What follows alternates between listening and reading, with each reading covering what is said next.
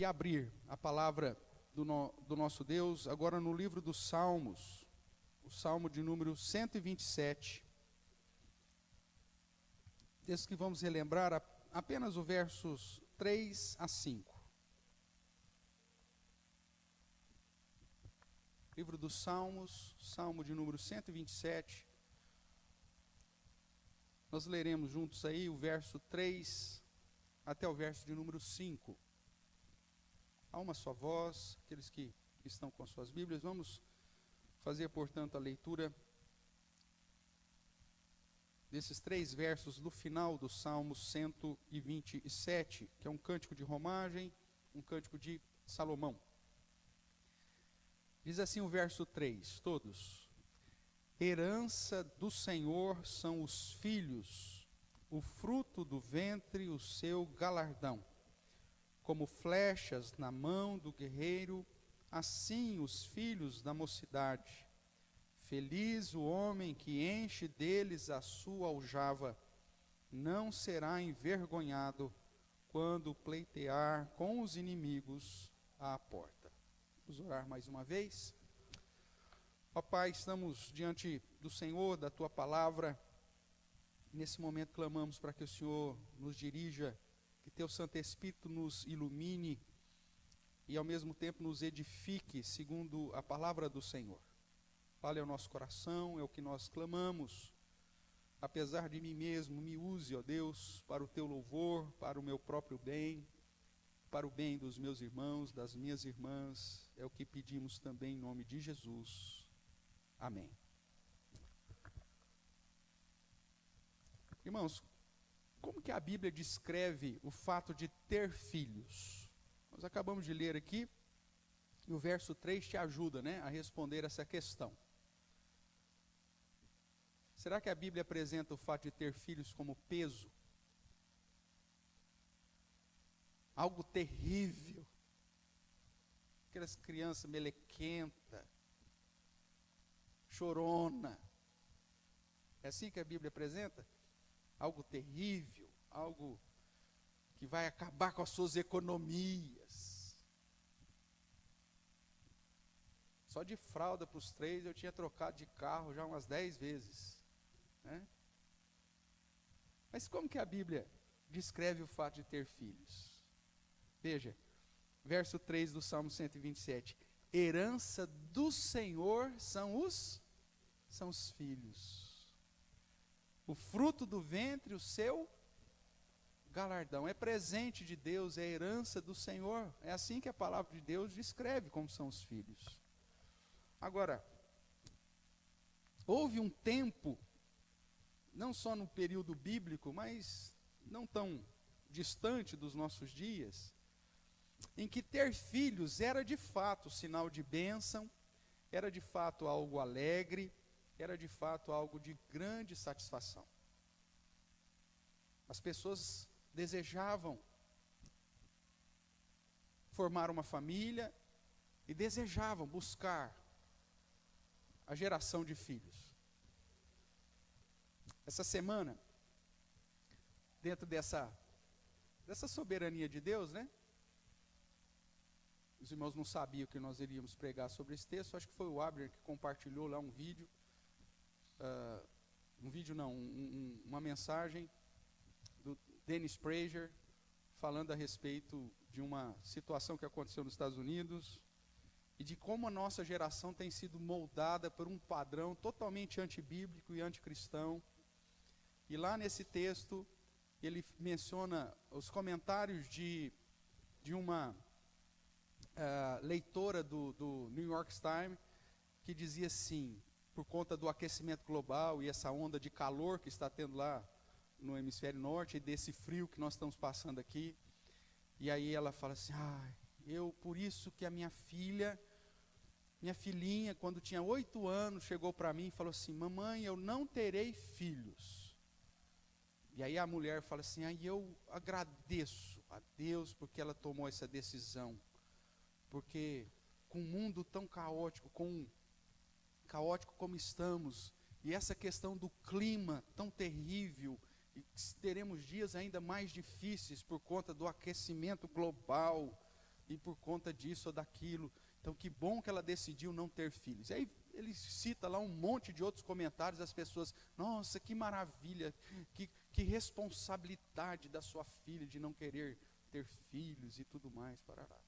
Peraí, meu amigo. Imaginemos que todo mundo toma esse tipo de atitude. Nós ainda teremos uma terra com os efeitos, seja lá se realmente isso é verdade, do aquecimento, mas sem gente. O que vale a pena nisso aqui? E quando você olha para o padrão bíblico, ainda permanece a verdade bíblica do crescei e multiplicai. E aí, nessa discussão que nós tivemos no grupo de homens lá, eu compartilhei alguns vídeos, principalmente um vídeo antigo, produzido acho que tem uns 12 anos já, pela Junta de Missões, onde fala a respeito da taxa de fecundidade do mundo. Eu não sei se você se atentou, mas coisa de 2 semanas atrás, saiu nos nossos noticiários que até por conta da pandemia, deixou de nascer no Brasil 1 milhão de crianças, uma coisa assim. Não sei quantas mil crianças a menos nós tivemos por conta da pandemia. E aí o pessoal falou, o que tem? O que tem é simples. Se hoje nós temos 70 milhões, até mais, vamos pôr 100 milhões de pessoas atuando na questão de trabalho, se as pessoas pararem de ter filhos, daqui 30 anos, nós não teremos 10 milhões de pessoas trabalhando. E quem que vai produzir o nosso alimento? E quem que vai gerar os impostos para manter a máquina do Estado? Quem que vai pagar a sua aposentadoria? O simples fato de nós deixarmos de ter filhos é um tiro no pé, irmãos, para o sistema propriamente dito. Isso estou falando numa perspectiva humana. Agora, numa perspectiva bíblica, é uma demonstração de um egoísmo tão grande, porque muitas vezes nós não desejamos ter filhos, porque filhos traz gasto. E as pessoas fazem um cálculo,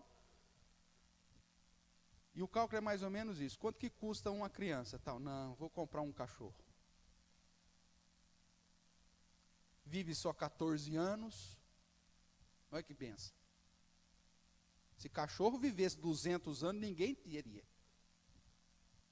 Por isso que jaboti não é o bicho mais querido dos pets. Já pensou, pegar uma tartaruga que vive 250 anos? Vira um monstro. E eu sei que vive porque eu tenho as crianças, os 3, a Duda, o Lolo e o Samuel, tem uma foto sentada em cima de um desses jabuti, lá na África. Os 3 sentados no jabuti, tão grande que era. Alguém teria desejo de ter um bicho desse? Não. E às vezes a gente pensa que meu filho vai viver a vida inteira, né, pastor? Pode viver mais que nós ainda, né? Não, acho que não vai dar certo. Sustentar esse peão a vida inteira, não. E o pensamento do dia é, portanto, que os filhos não são mais bênção, que os filhos não são fonte de satisfação e alegria. E às vezes algumas pessoas dentro da igreja até utilizam a questão espiritual para isso. Ai, pastor, eu não sei se meus filhos vão ser crentes ou se vão ser salvos, então é melhor não tê-los. Opa! Oi. Cadê a sua fé? Onde está a sua confiança nesse Deus que diz que é soberano? E talvez o seu temor esteja muito mais relacionado com a sua falta de compromisso a Deus, porque sabe que vai dar trabalho educar. E dá trabalho mesmo, irmãos. E você deu trabalho para os seus pais. Você pode ter certeza disso. Mas se nós ensinarmos e inculcarmos o caminho do Senhor, certamente a probabilidade de eles servirem a Deus será grandiosa, principalmente por conta da aliança que o Senhor próprio Deus fez para conosco. De ser o nosso Deus e o Deus da nossa descendência. Não tenham medo em ter filhos. Por pior que seja o mundo. E eu posso te dizer com toda certeza, irmãos, o mundo sempre foi difícil.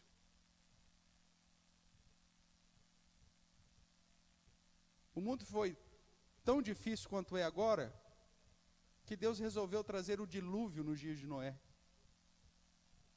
As gerações foram tão terríveis como são hoje, que Deus aplicou uma justiça sobre Sodoma e Gomorra. Aplicou o exílio sobre o seu próprio povo. Os tempos sempre foram difíceis. Sempre teremos dificuldades. Mas isso não muda o que a Bíblia diz, de que os filhos são herança do Senhor, e o fruto do ventre, o seu galardão. Hoje, infelizmente, não é bem assim. Mas o que será que mudou? A palavra de Deus não muda. O que mudou foi justamente a nossa percepção de uma vida abençoada. Ainda tenho a minha memória que quando eu e a Clarissa íamos ao supermercado, com um rabinho atrás, 3. Isso lá para 2009, que já todos já tinham nascido, já estavam cada um andando sozinho. De vez em quando você perdia um dentro do supermercado, e as pessoas olhavam para a gente assim e falavam assim: os 3 são seus? Como se fosse uma aberração. Você vive isso, Mônica? Vive, né? Hein, Ricardo? Não é? Tem 3? Você está com a cabeça. Eu falei, cara, meu avô teve 9. O outro teve 6. Eu não consegui vencê-los. Eu fraquejei. E veja que essa situação de não querer ter filhos é um negócio complicado, porque você tem o vô, avó, aquilo que o texto lá, que o vídeo que eu pus, você tem o vô, avó, que tem um filho só. Você já tem a metade de filhos em relação aos pais. Aí esse pai casa e tem mais um filho só. Ou seja, em 3 gerações você já tem só 25%, né? Vai diminuindo. E meu amigo, existem algumas datas no nosso calendário que criança faz uma falta. Eu fico imaginando algumas datas sem as crianças. E uma das coisas que eu já pus na cabeça é falar: vocês se virem, vocês vão casar, vão ter filhos, então, mas vocês vão ter que estar aqui. Algumas datas vocês têm que estar aqui. E todo mundo junto. Não sei como vai dormir, porque aí às vezes vem aquele genro mala do caramba. Mas fazer o quê, cara? Faz parte da vida, até o genro que não é mala. Ou a nora, aquela nora. Ai, não como isso. Eu não sei o que vai ser, pelo amor de Deus. Mas mesmo assim supera. Todas essas dificuldades ainda supera. O simples fato de poder desfrutar da herança, ou como depois vai dizer o Salmo 128, ver os filhos dos filhos. Eu não tive muita oportunidade. Quando eu nasci, eu só tinha, o meu avô paterno já tinha falecido, logo depois a minha avó também, mas os meus filhos tiveram a oportunidade de não só conhecer e conviver com seus avós, mas também de conviver e conhecer com os bisavós. Olha que coisa fantástica. Só que hoje o que acontece? As famílias cada vez querem ter filhos depois do pós-doutorado. Nos 45 do segundo tempo, quando o negócio já não está legal. E aí vão ter lá com 40, 42, 45 anos o filho. Aí já morreu o vô, já morreu a avó, já morreu todo mundo. Não vai ver mais ninguém. Vai achar que é sozinho no mundo. Queridos, aonde que está a fonte da sua alegria? Será que no recurso financeiro? Você vai deixar para quem? Para o Estado? Porque se cada casal tem um filho só, não vai existir mais a figura do primo, não vai existir mais a figura do tio. E depois, quando esse filho, se ele resolve nem casar ou não ter filhos também, ele vai morrer, vai deixar isso para quem? Para o Estado?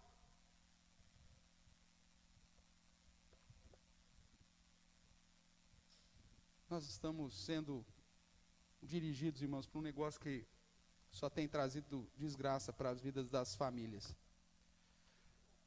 Muitos, inclusive, têm filhos numa perspectiva só de passar pela experiência. Ah, pastor, eu não quero casar não, mas eu quero ter um filho. Então eu fui num banco de esperma e vou ser mãe solteira, porque eu quero ser mãe. É a experiência de ser mãe. Isso é terrível. Ou tão totalmente para dizer que tem um filho. Aí deixa depois para a avó cuidar, cria. Porque eu tenho que correr atrás de riquezas, dos meus sonhos profissionais. Irmãos, será que ninguém está enxergando que nós estamos numa sociedade doente? E que a palavra do Senhor continua sendo de fato a verdade? E que quanto mais eu me distancio dela, mais terror eu vou experimentar na minha vida familiar? Veja que as Sagradas Escrituras tratam o assunto filhos com muita seriedade. Nós vimos lá em Deuteronômio 6, que ele diz, olha, inculca nos seus filhos sobre a palavra do Senhor, sobre o temor do Senhor, sobre andar nos caminhos do Senhor, em todos os momentos, no dia a dia você tem que falar de Deus para eles, para que quando eles te perguntar no futuro o que significa isso, você tenha condições de explicar e eles possam entender a respeito desse temor a Deus e do observar da palavra do Senhor. Veja que a palavra revela que o Senhor é quem abre e fecha a madre. Que formar uma família e gerar filhos é um dos propósitos instruídos pelo próprio Deus e que também revela princípios essenciais e valiosos para os pais. Nós sabemos, irmãos, que tratar de criação de filhos, como já disse, não é nada fácil. Mas, para início de conversa, nós podemos separar alguns princípios que a própria palavra de Deus nos traz para que a gente tenha sucesso em relação à criação dos nossos filhos. As principais tarefas que você como pai, ou você que ainda será pai ou mãe, tem que estar bem ligado aí na sua cabeça para ser bem sucedido na educação dos seus filhos. Então, quais seriam essas principais tarefas? Vamos lá. A primeira tarefa que um pai e uma mãe tem que fazer em relação aos seus filhos é se regozijar com eles e por eles.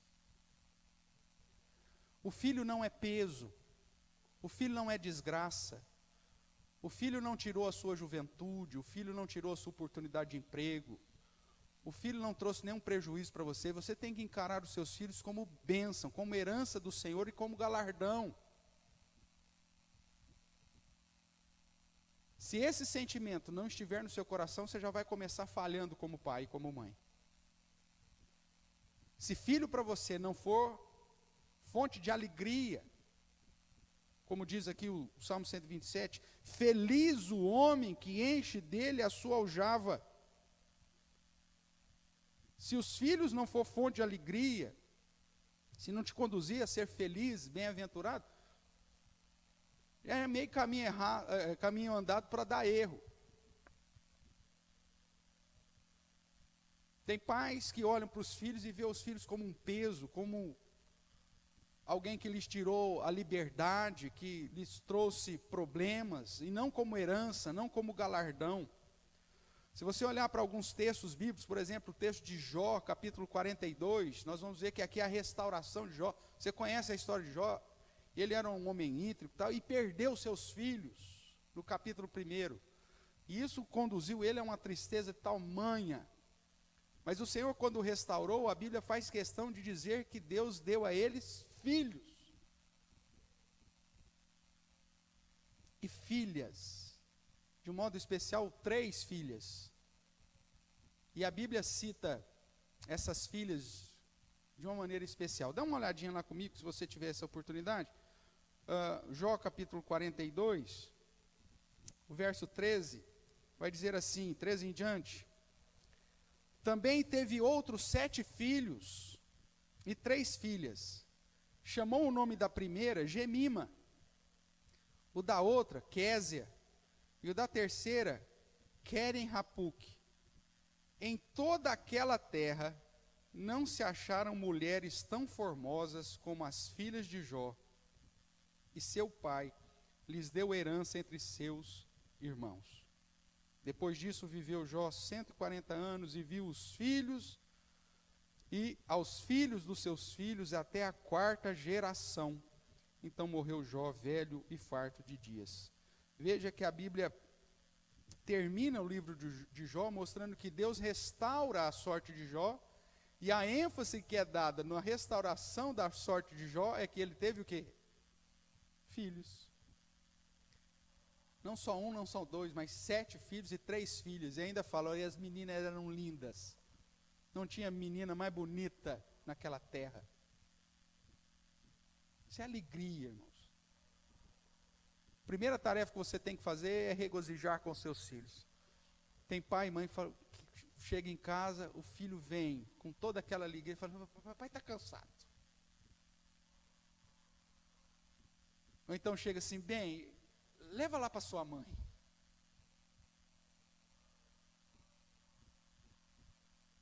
Filho, Gabriel, filho tem data de validade. Sendo bem otimista, uns 20 e poucos anos, e ele vai embora. É faculdade, resolve casar. Agora, se for bom de bola, aí você está perdido. Porque os clubes hoje em dia estão contratando menino de 9 anos. Aí com 9 anos já vai para o Barcelona. Aí pronto, já foi. Então se regozije com ele, aproveite o tempo que você tem. Os filhos, irmãos, são herança e fonte de alegria. Eles não são um peso, eles não são um estorvo. A Bíblia registra, inclusive, que várias mulheres estéreis na Bíblia buscavam em Deus a alegria de poder ter filhos. E eu cito elas aqui: Sara, Rebeca, Raquel, a mãe de Sansão, Ana, a mulher sunamita e Isabel, a mãe de João Batista. 7 mulheres são citadas na Bíblia que eram estéreis e que buscaram em Deus, e Deus as respondeu. E por que elas buscavam a Deus? Porque sabiam que ali era a sua alegria. Ana, talvez seja a que você mais conhece, ela fala, eu sou uma mulher amargurada. Eu sou uma mulher que não tem alegria. E o sacerdote ali, então, que achou que ela tinha bebido, inclusive, porque ela ficava orando, só mexendo os lábios, e nenhuma voz se ouvia da boca dela, e ela no coração clamava a Deus por um filho. E o texto diz claramente, Deus se lembrou dela. E quando ela coabitou, ela concebeu, e deu à luz a um filho em quem pôs o nome de Samuel, porque disse, do Senhor o pedi.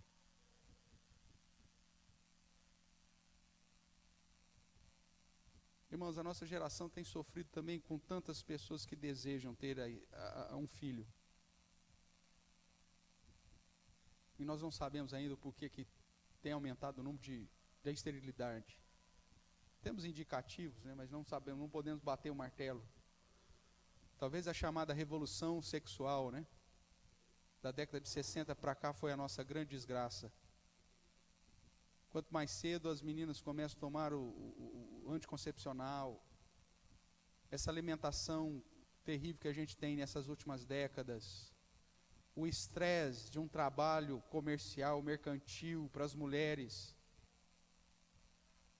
que tem que correr atrás do sucesso profissional, que tem que correr atrás da manutenção da casa, muitas vezes.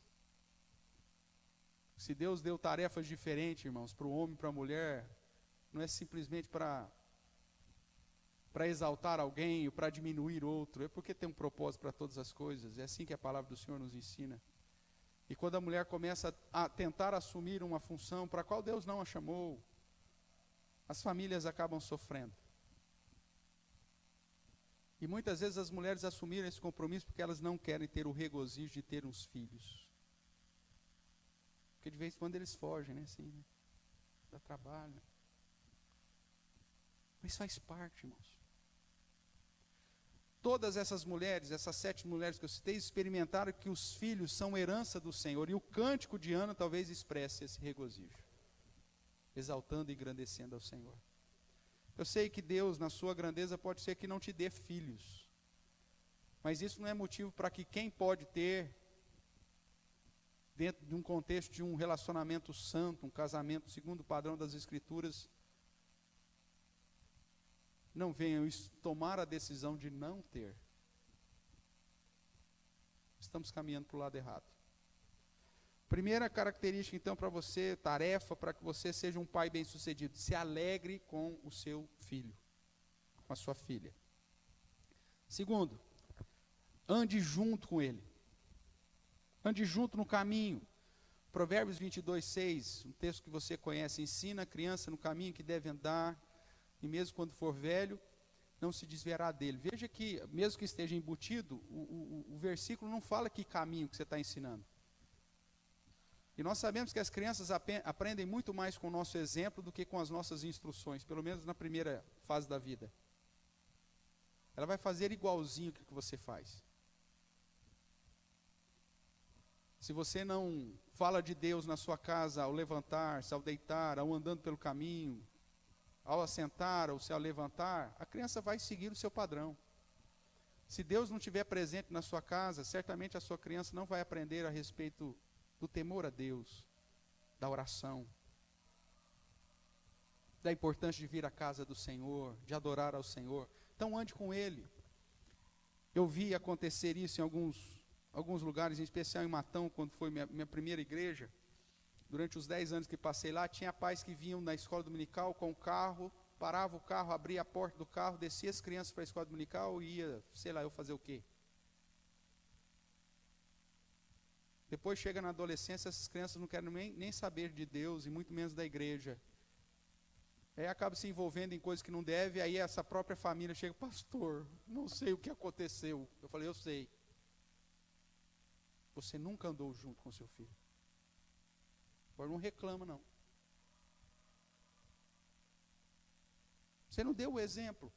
Você não inculcou, você não andou com ele, você não se assentou, você não falou de Deus enquanto comia, enquanto bebia, enquanto andava, ao dormir, ao levantar. Você não colocou Deus como prioridade, nem na sua vida, e muito menos na vida do seu filho. E você não andou junto com ele. Essa é a segunda tarefa que você tem que fazer. Como eu disse, é por um tempo, irmãos. Os filhos têm validade, um dia eles vão embora. Então ande com ele. Nós vemos aqui Gênesis capítulo 22, eu vou ler para você, versos 6 e 8, de Salomão, ou melhor, de Abraão, dizendo assim: quando Abraão foi cumprir o mandamento que o Senhor tinha feito, de ofertar o seu filho ao Senhor, o verso 6 diz: tomou Abraão a lenha do holocausto e a colocou sobre Isaque, seu filho. Ele, porém, levava na mão o fogo e o cutelo. E o verso final, a expressão final do verso 6 diz: assim caminhavam ambos juntos. Quando Isaque deu a Abraão, disse a Abraão seu pai: meu pai, respondeu Abraão, eis-me aqui, meu filho. Perguntou-lhe Isaque: eis o fogo, a lenha, mas onde está o cordeiro para o holocausto? Verso 8 diz: respondeu Abraão: Deus proverá para si, meu filho, o cordeiro para o holocausto. E mais uma vez temos a expressão: e seguiam o caminho, ou ambos juntos. Andar junto, irmãos, é das principais tarefas dos pais. Não apontar o caminho, mas andar junto no caminho. Em vários momentos da Escritura, quando trata da criação de filhos, nós vemos expressões que apontam para a necessidade dos pais serem presentes na vida dos filhos. Ensinar, e eu coloquei aqui em letras garrafais, preposição em mais o artigo, né? O no caminho, não o caminho simplesmente, mas no caminho, faz toda a diferença, ou faz uma diferença gritante. Nesse mesmo sentido, o Salmo 128 traz a figura dos filhos à roda da mesa. Os filhos não estão almoçando diante da televisão enquanto você está na mesa e a mãe sabe-se lá onde está. Mas estar junto ou andar junto com os filhos significa você aproveitar todo e qualquer momento que está na presença deles para estar junto mesmo. Hora de comer é hora de comer, desliga esse bendito celular, esse bendito tablet, essa televisão terrível dos nossos dias. Deem as mãos, deem graças pelo alimento. Ensine o seu filho a pegar o talher.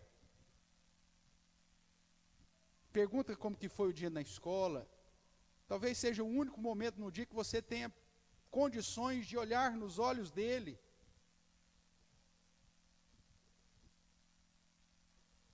Mas a mãe faz nuggets com ketchup e corta picadinho, põe no prato de plástico e leva para o menininho sentado que não sabe nem o que está comendo. Você pôr cocô de gato ali, ele come. Porque ele está lá, diante da televisão. Aí depois você chega para mim e fala assim: pastor, eu não sei quando que eu perdi os meus filhos. E eu digo: eu sei.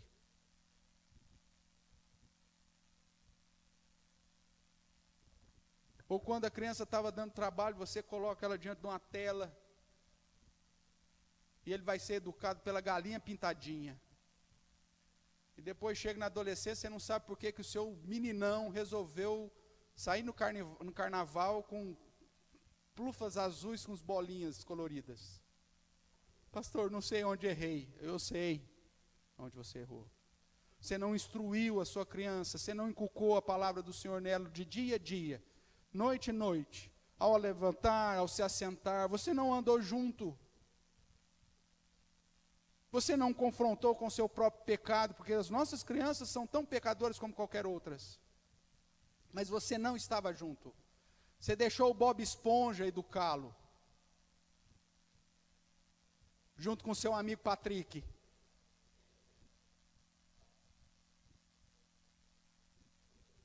Você não sabe porque o seu filho é mal criado, mas a Peppa sabe.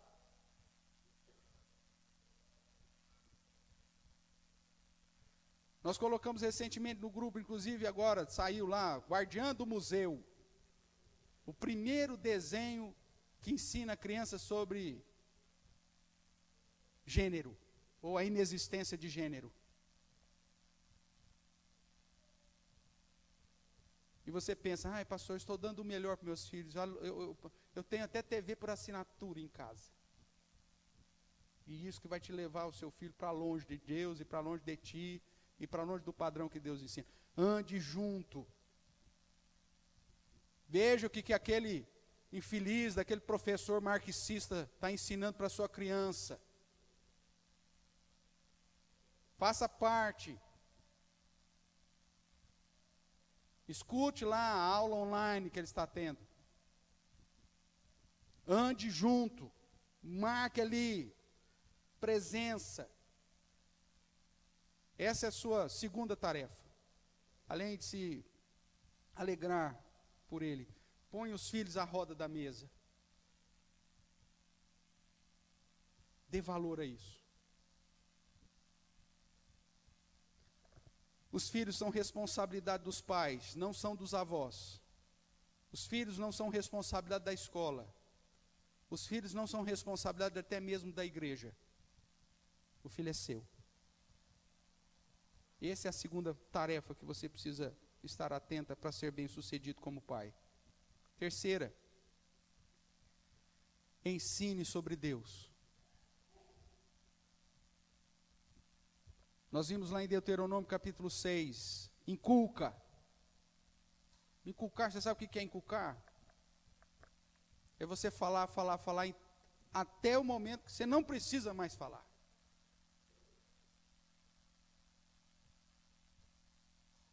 Mesmo que ele diz, eu já sei, mãe, você não sabe não. Não sabe não, senta aqui que você vai ouvir de novo. Porque se você soubesse, você não teria feito tal coisa, ou feito isso ou aquilo. Eu sei, mãe, não sabe não, senta aí de novo. Nós vamos ler Deuteronômio mais uma vez. Quantas vezes for necessário. Sua mãe fez isso contigo a vida inteira. E mesmo assim, às vezes você dá as cabeçadas, sendo adulto. E se ela tivesse viva, talvez ela estaria com uma vergonha tremenda de você. Porque ela te falou e você não aprendeu até hoje. Então, enquanto você estiver viva, inculque, ensine, fale. 2 Timóteo capítulo 3, 14, nós vemos o exemplo de Timóteo que aprendeu as sagradas letras pequenininhas que pode torná-lo sábio para a salvação. Isso ele aprendeu da avó, aprendeu da mãe. Quando era pequenininho. Ou seja, ensine sobre Deus. Uma consequência natural de amar os filhos e andar junto deles é ensinar sobre Deus, e ensinar sobre a sua palavra. As Sagradas Escrituras, irmãos, apontam para essa responsabilidade dos pais. Efésios vai nos dizer isso também. Criai os filhos na disciplina e na admoestação de quem? Do Senhor.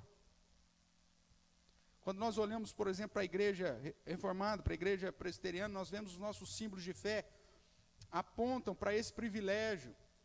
Nós temos, inclusive, um breve catecismo produzido para os pais ensinarem os seus filhos sobre Deus e a sua palavra. E muitos dos nossos membros, espalhados por aí, não sabem nem que existe.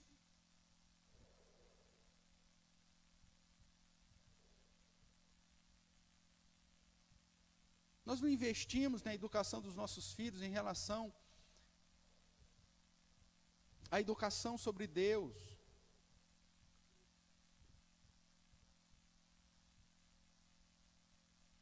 Nós não temos nem o ânimo de preparar um lugar para eles.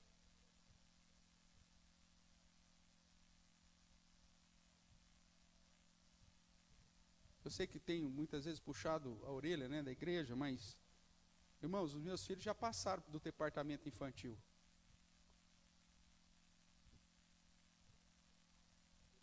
Os seus talvez não.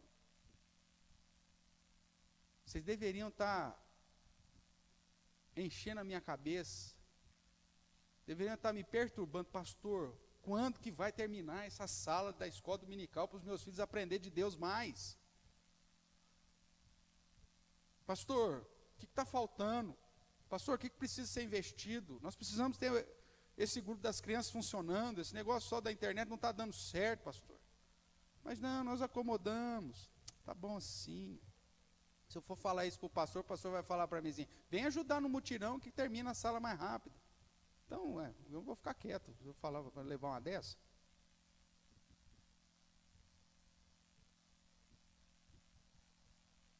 Ensine sobre Deus, irmãos, e mostre sobre... Tem pais que não se envolvem com as coisas de Deus e depois simplesmente falam, não sei porque que o meu filho não quer saber tanto de Deus. Olha no espelho. O ensino, e esse ensino sobre Deus é essencial.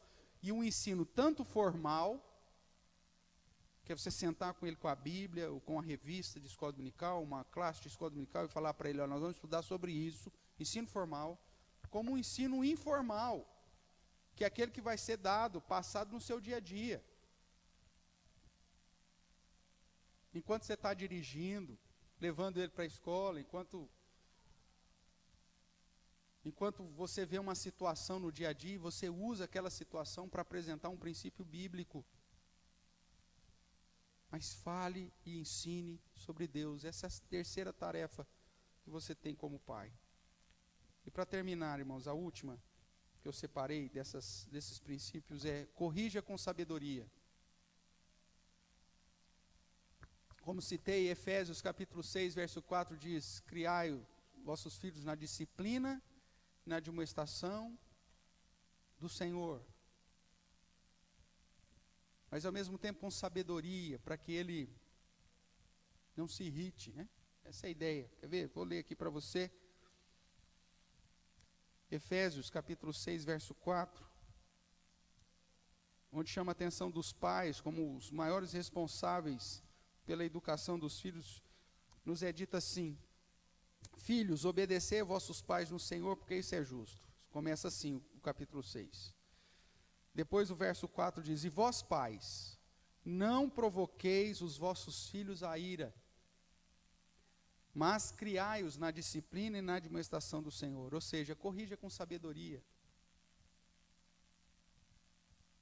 Tem pai que aplica esse tipo de educação ou da disciplina de modo errado nos seus filhos e acaba jogando a culpa de Deus ainda, né? A criança fica com raiva de Deus.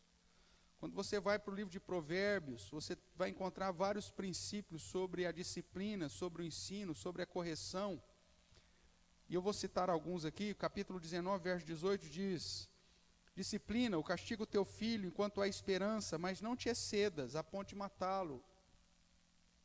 Tem pai que quer descarregar toda a raiva no filho e extrapola na disciplina. Capítulo 29, vai dizer o verso 15: a vara e a disciplina dão sabedoria, mas a criança entregue a si mesma vem envergonhar a sua mãe. Tem pais que não sabem colocar limites para os seus filhos. As crianças precisam de limites, irmãos. Horário de dormir, horário de acordar, horário de almoçar, horário de jantar, horário de tomar banho. Um mínimo de disciplina é necessário para que essa criança se torne uma pessoa, um adulto equilibrado.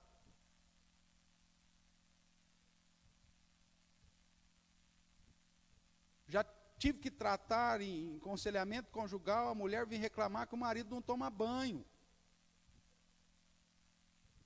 E aí você vai ver porque que o cara não toma banho, porque a mãe nunca ensinou ele que ele tinha que tomar banho. É sério, não estou brincando, não posso falar o nome, não é aqui, graças a Deus por isso, mas já tive que tratar disso.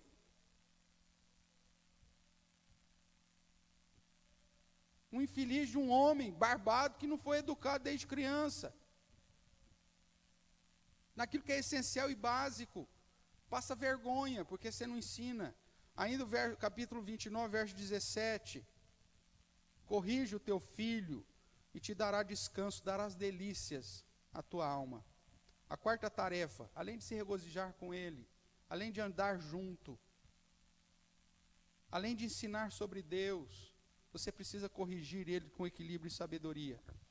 Deus disciplina os filhos a quem ama, vai nos dizer Hebreus. E esse padrão é apresentado nas Escrituras, irmãos, como prova de amor. Disciplinar, colocar limites, é prova de amor. Observe que a sequência aqui apresentada, né, regozijar, andar, ensinar, fará da última atividade um exercício prudente, equilibrado e produtivo. Se você tem alegria em ter filhos, se você anda com eles, se você ensina sobre Deus, o momento em que você tiver que aplicar uma disciplina vai ser algo natural. E a criança vai entender perfeitamente sobre isso. O fato de você estabelecer limites claros e determinar, se fizer isso, você vai ser corrigido. O dia que ela faz, você fala assim, e aí, você fez, e agora, o que você merece? Pai, eu mereço. E quando você aplicar a disciplina, mesmo que seja um castigo físico, dentro dos padrões que a própria palavra de Deus diz, e não que este mundo louco, em confusão, tem dito, certamente ele vai aceitar aquilo, aquilo vai marcar a vida dele. Existem alguns entendimentos na mente da criança que só são acionados atrás, com a palmadinha. Parece que há um sensor ali, que quando você aciona, ela atende. E isso talvez é dito hoje, o mundo vai chegar, meu Deus, o pastor falou para fazer um castigo físico. Não faça, o traficante vai fazer. quando ele comprar e não pagar a droga?